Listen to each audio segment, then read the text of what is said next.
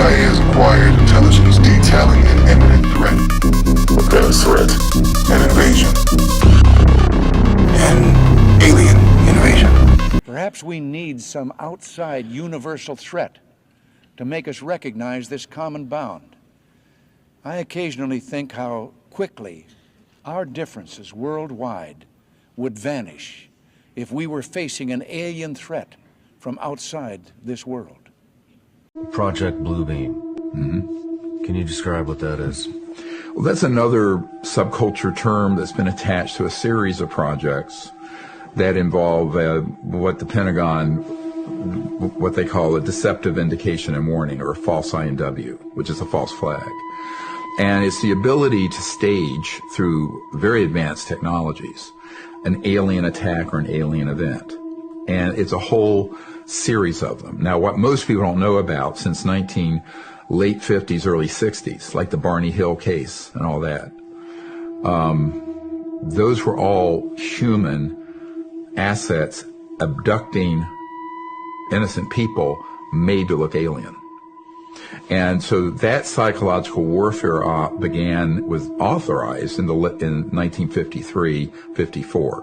1954, we mastered gravity control. So we started deploying these assets to begin to condition the public that there's a scary threat from outer space. Mm-hmm. I mean, look at Hollywood, Alien, Ridley Scott's, the movies.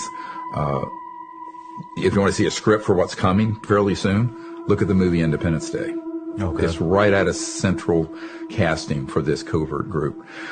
So what their whole purpose is to create sort of a global militarized totalitarian superstate of the world fighting another world. Now, this is one that's been kicking around in UFO lore for ages and ages, and if you've kept up with aliens and UFOs and what have you, you will have undoubtedly heard about this. Certain well-known figures have given the concept credence. Robert Kennedy was talking about it the other day, using Bluebeam on Cuba back in the early 60s, a long time ago. And there's sort of an urban legend that we used Bluebeam on the Iraqis during the two Gulf Wars with great effect. But anyway, the idea of Project Bluebeam apparently was proposed by Serge Monast in the 1990s. It suggests that NASA and the United Nations plan to create a new world order by simulating an alien invasion or religious event using advanced holographic technology. The idea is that these staged events would lead to a global unity under a totalitarian regime. And, I don't know, it seems outlandish, but, think about it, though. Does it have to be NASA? Does it have to be the United Nations? Couldn't it be independent corporate entities working outside the bounds of law and order? Anyway, we're going to take a look at it and see if there's anything to it. I never knew that it was the nexus, the generis of this whole thing began with a single guy, this Monast fellow. And I didn't know it'd been around since the 1990s. But anyway, here goes.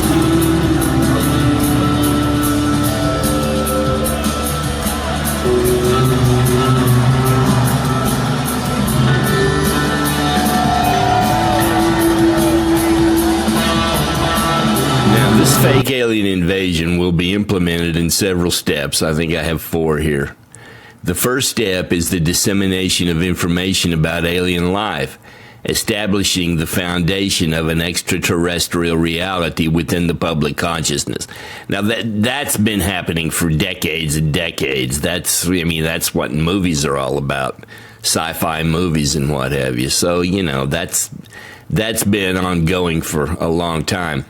Stage 2 involves grand displays of unprecedented technologies. We're talking about 3-dimensional optical holograms in the sky, supernatural events, and signs that challenge our understanding of reality. And see, that's really the whole point, to get people doubting their own reality. It's like this this matrix idea, how the universe and our reality is a holographic simulation.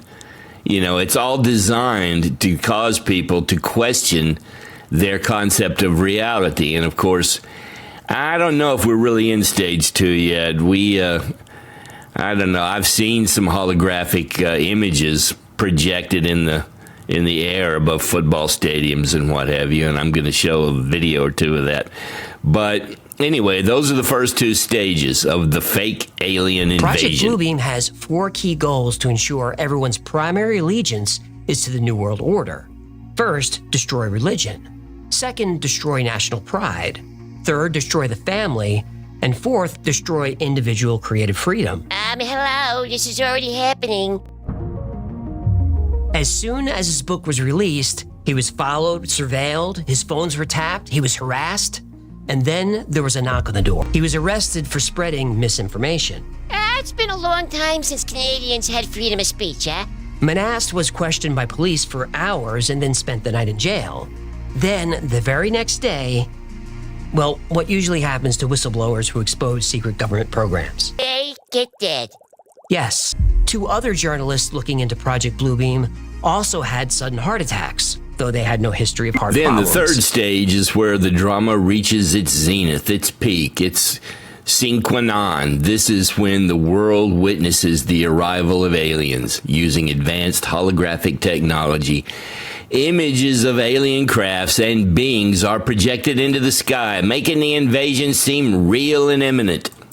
And I got a couple of videos here. One is this guy who, he's a former FBI agent, so he says, and I don't really know why being a former FBI agent makes him an expert, but let's just listen to what the guy has to say.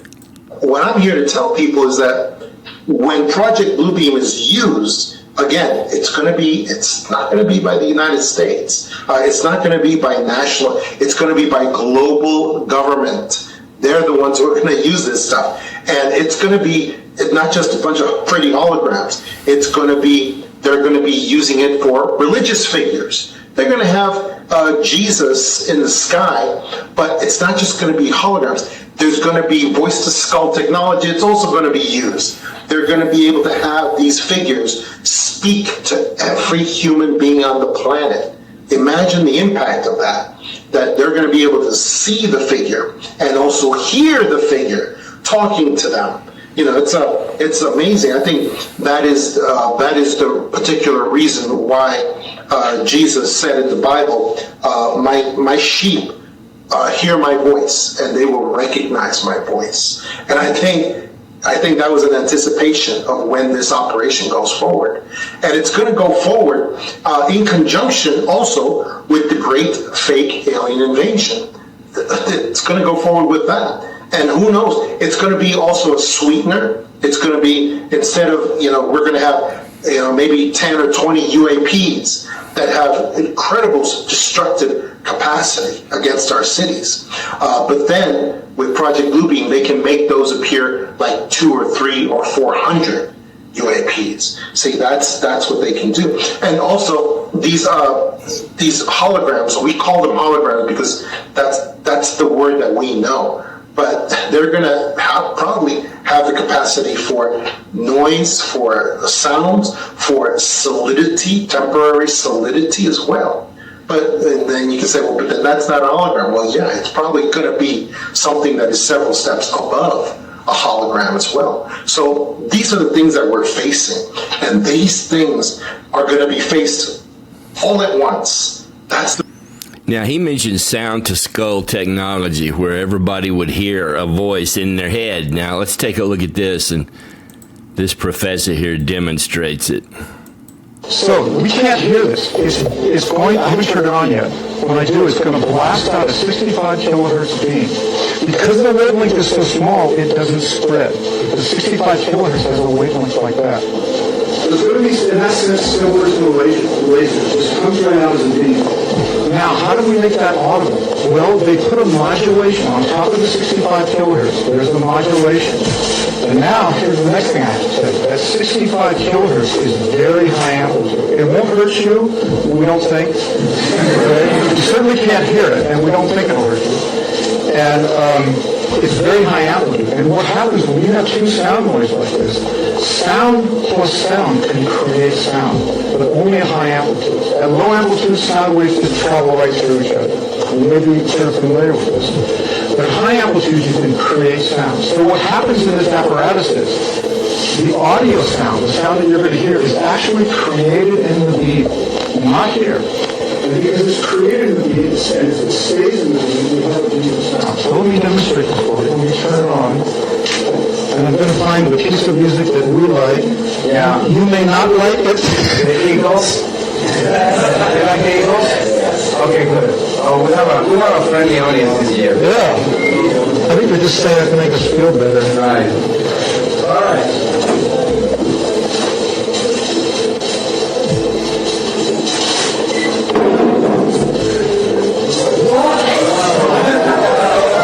It's worth the $2,000. It's not our money. Now, the sound that you're hearing is being created in this beam. It almost sounds like it's coming from your head. So let me try to scan the whole audience just so everybody gets to hear this. Absolutely remarkable. Pete, are you getting it?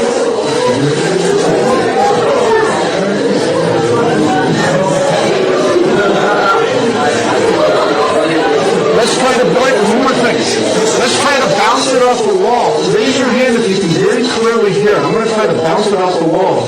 Look at where the hands are raised.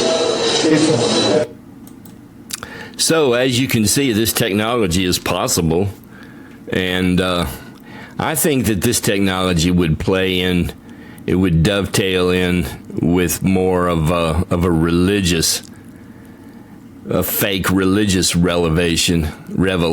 But who knows? However, as you can clearly see, it's not implausible. If people believe that something is real, then it is real in its effects. In terms of its social reality. In terms of the social reality, in terms of what people act according to their beliefs. Yeah. And that opens a question of, really at two levels, perhaps something that we are creating ourselves, perhaps a series of images that we are projecting. I think Carl Jung came very close to expressing that idea in one of his books.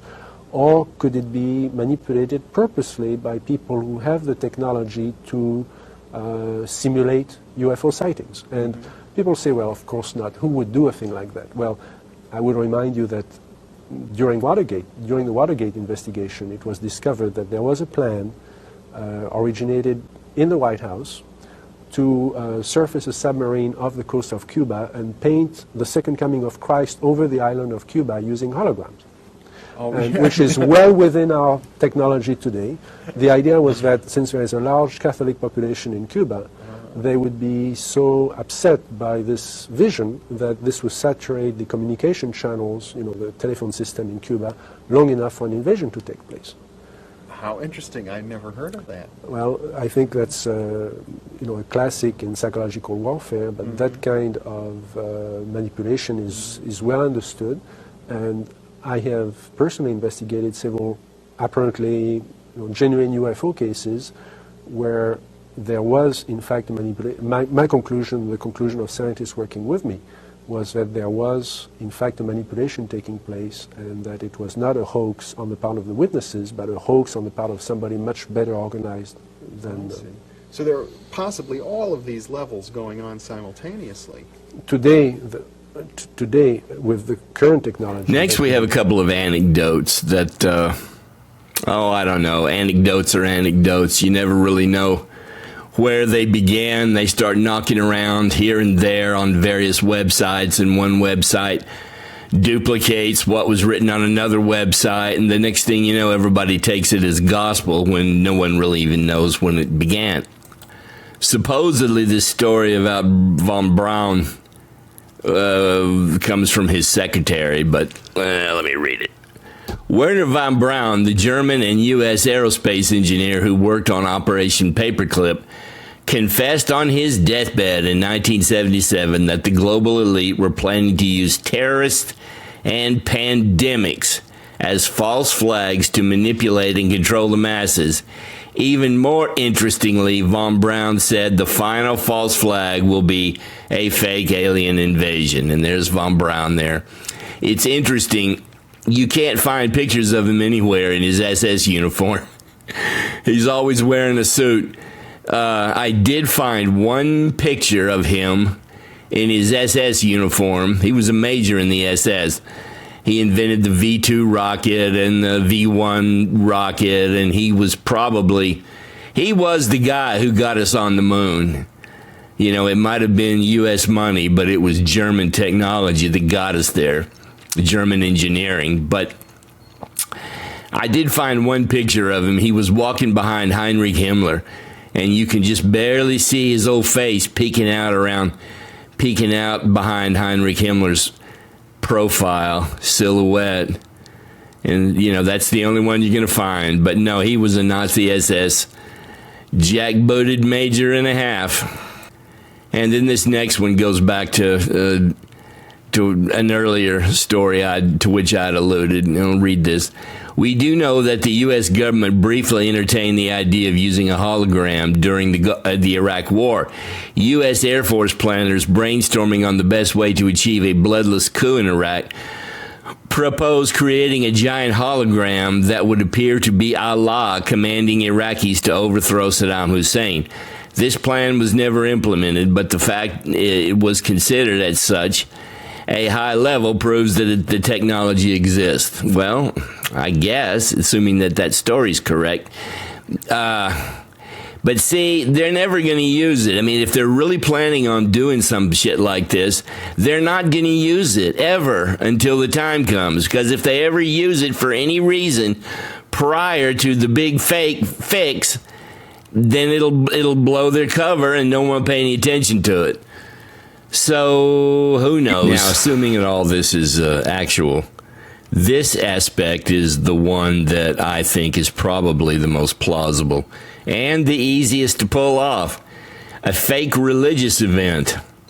You know, they cause God to appear in the sky and tell us all that all of our religions are bullshit and we need to get on the bandwagon for the new religion that's going to encompass the world and bring us all together and make us all feel all warm and runny and sing Kumbaya.